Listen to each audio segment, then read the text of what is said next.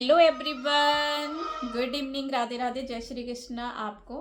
तो आज का ब्लॉग ये रहने वाला है। साहब जी का मूड नहीं है आगे की स्टोरी बताने का, तो मैं ही कुछ आपको बता देती हूँ, क्योंकि किसी की फरमाइश है कि नहीं कुछ तो आप लाना, कुछ तो आपको लाना पड़ेगा।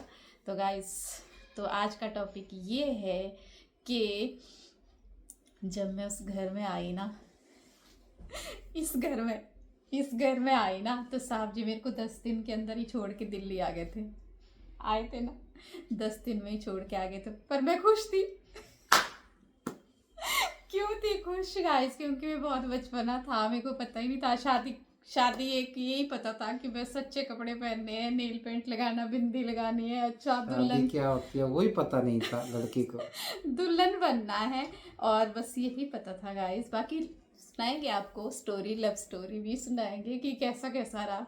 तो साहब जी आ गए। उस दिन मेरे को बुरा जैसा तो लग रहा था, मेरी ये चीज़ें दर्द कर रही थी जब साहब जी को मैं छोड़ने जा रही थी बस के लिए, मतलब गांव में ही वहीं पर। तो मैं वापस आई ना, अकेले आई मैं वापस। और मेरे को ना ऐसे अजीब सा ही, साहब जी चले गए कि उनको मेरी याद नहीं आएगी।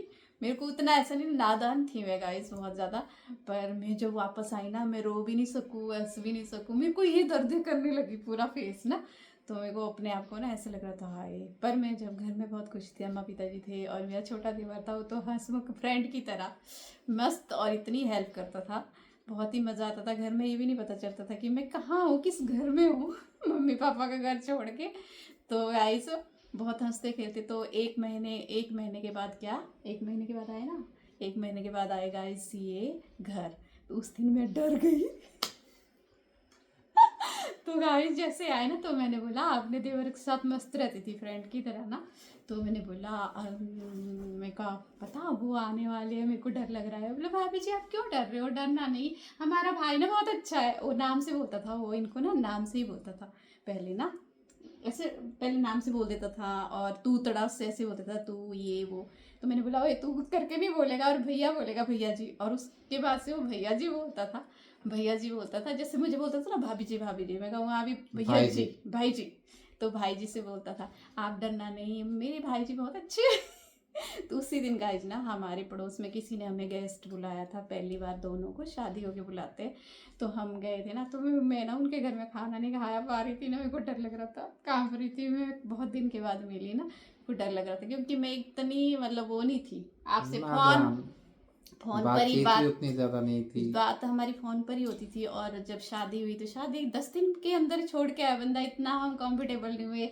इधर उधर गए है ना, जाना पड़ गया था, मम्मी के घर गए थे और घूमते रहे कहाँ कहाँ। तो इतना मतलब बात करने का मौका नहीं लगा फैमिली में, और मिक्सअप भी नहीं हुई। तो फोन पर ही होता था जो भी होता था। अब फोन पर इतना कहाँ, जो आमने सामने बात करेगा ना, तो कंफर्टेबल हो जाता है, डरता नहीं है। हाँ पता नहीं, ये भी नहीं पता चलता था बंदा खूंखार तो नहीं है गुस्से वाला तो नहीं है। आवाज़ बहुत खतरनाक वाली थी, मैं डरती थी एकदम से जब ये बोलते थे ना। अब तो मैं खतरनाक हूँ ये नहीं है अब उल्टा हो जाता है, मैं डर जाता हूँ अब। अब ये, अब मैं खतरनाक हूँ ये नहीं है गाइस। पता इतनी पहले तो हंसी, अब इसकी जबान ही नहीं निकलती थी। मैं बोलती नहीं थी। बोलती नहीं मेरे बिल्कुल। को आज भी मतलब जो जिससे मैं मिलूंगी ना, मेरी फैमिली के मेंबर सारे यही बोलते थे, बिना बोलने वाली बेटी कहाँ है आपकी, ऐसे बोलते थे। मम्मी को बोलते थे जो बोलती नहीं है ना वो बेटी कहाँ है।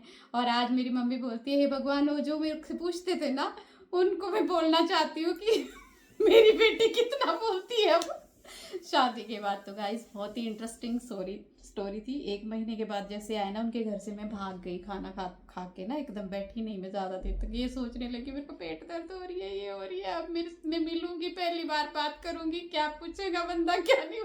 शादी हो रखी है फिर भी गाइस, तब भी मैं ये सोच रही हूँ। तो अम्मा ने बोला कि तुम्हें दर्द हो रही है तो दवाई खा लो।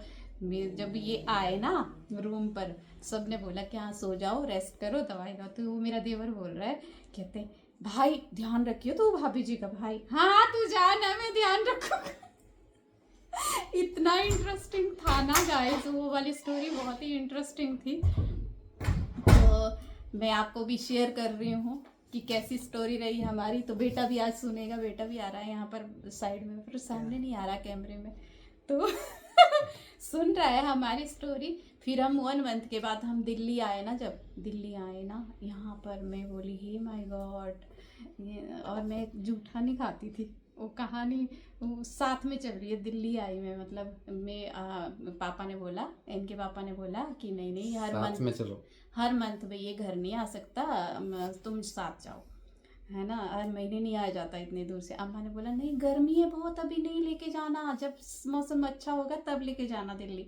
तो इनके पापा ने बोला कि नहीं नहीं जाने दे, कुछ नहीं, सब ठीक हो जाता है, मौसम अच्छा हो जाता है, हर महीने नहीं आ सकता है, ये अभी न्यू न्यू है, ये इनको घूमने दो, इंजॉय कर। जब मैं दिल्ली आई ना, हम आधी रात को पहुंचे दिल्ली ना, तो उन्होंने बोला क्या खाना है, खाने में क्या खाना है, मैं बोली पता नहीं, मुझे नहीं पता। तो ये बिरयानी लेकर आए, है ना, बिरयानी लेकर आए, तो इन्होंने एक प्लेट में डाल दिया, और मैं बोली मैं तो झूठा खाती नहीं, मैं बोल भी नहीं मैं बोल भी नहीं पा रही, मैं झूठा नहीं खाती भी, दूसरी प्लेट में चाहिए। मैं चुपचाप रहती थी, पहले नहीं बोलती थी काफी दिन तक। बहुत चुप। और ये स्टोरी में खाना भी नहीं खाते थे। और पता क्या, कितने दिन तक मैं ना खाना नहीं खा रही थी, मैं बहुत टेंशन में थी। एक बार ये मेरे गुस्सा हो गया था मैं एक बार ये तो। नहीं, अपने बॉस की पार्टी में लेके गए और मेरे को अनकंफर्टेबल लगा वहां पर, तब मैं बोलती थी कहाँ लेकर आया मेरा पति, मुझे मैं गाँव में ठीक थी। तो ऐसे ऐसे करके मैं ना कम खाना खाती थी, कभी रोटी एक खाती थी, बहुत कम खाती थी। ये परेशान होते थे, तो इनके दोस्त ने बोला कि तू परेशान क्यों है, तेरी वाइफ साथ में, तुझे खाना मिल रहा है, हर वक्त तू घर जा रहा है, ताज़ा ताज़ा फ्रेश खाना खाता है, और सुबह ड्रेस कोई और होती है, दिन में कोई और ड्रेस पहन के जाना। क्योंकि मैं रेडी करके रखती थी ना, प्रेस करके, क्योंकि गर्मी होती थी, पसीने वाले कपड़े, चलो छोड़ो दूसरे पहन लेता हूँ। तो ये ऐसे करते थे, सब लोग यही बोलते थे। तो दोस्त भी होते क्यों परेशान है, पता नहीं यार खाना नहीं खाती है वो, अपने दोस्त को बोला। फिर वो मेरा दोस्त, इनका दोस्त बोल रहा है मुझे, सब बोले तो अब मेरे घर लेकर आइयो, उनको मैं समझाऊंगा।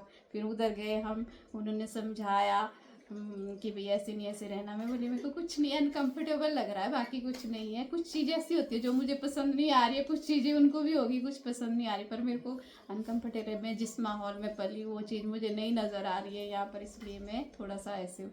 तो मैंने बाद में खुद सोचा कि नहीं, ज़िंदगी आसान नहीं है, मुझे भी बदलना पड़ेगा और साहब जी को भी बदलना पड़ेगा। तब हम दोनों ने कसम खाई। साहब ने बोला यस मैं आपके लिए बदलूंगा और तुम मेरे लिए बदल जाना, खाना खा लेना। मेरी अटैची पैक हो गई थी, और जब अटैची पैक हो गई ना कि मैं तुम्हें घर छोड़ आता हूँ, कि मैं भूखे नहीं देख सकता तुम्हें, तो मेरे को ना रोना आ रहा था, कब कभी आए, मैं क्या बोलूँगी उधर की, क्यों छोड़ा वापस। तो ये कहानी है गाइस। तो थोड़ा उसके बाद से जो डर इसके पास था वो अब मेरे पास है।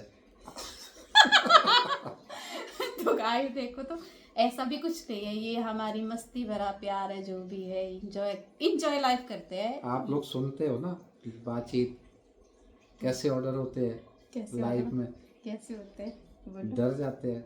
डर जाते हो आप? हाँ हाँ गाइस, ये ऐसा कुछ नहीं है, ये हमारा अपना ये है कि हम एक दूसरे को क्या बोलते हैं, एक दूसरे को समझते हैं और एक दूसरे की केयर करते हैं, बस इतना ही है, बाकी कुछ नहीं है। जिंदगी लंबी है, और जब शादी हो जाती है ना एक, तो पति पत्नी जब बन जाते हैं ना, तो वो माँ बाप से भी दूर हो जाते हैं। तो उन दोनों का ही एक दूसरे का सहारा होते हैं, एक दूसरे का दुख सुख और एक दूसरे को समझना, तकलीफ। तो कभी भी मैंने भी फरमाइश नहीं करी है कि मैं ऐसे जी हूँ, मुझे ऐसी लाइफ चाहिए, ऐसा आप नहीं बोला ना मैंने कभी भी। जैसा इन्होंने रखा वैसे ही मैं रही, और कुछ चीज़ें मैंने सुधारने की कोशिश की, कुछ चीज़ें इन्होंने सुधारी। तो आगे का टॉपिक आगे बताएंगे, लंबी हो रही है वीडियो। तब तक के लिए बाय बाय गाइस, फिर मिलते हैं अगली नई मुलाकात के साथ। आपके लिए अगली वीडियो साहब जी लेके आने वाले हैं, जो अधूरी रह गई थी। तो ओके, बाय बाय। बाय।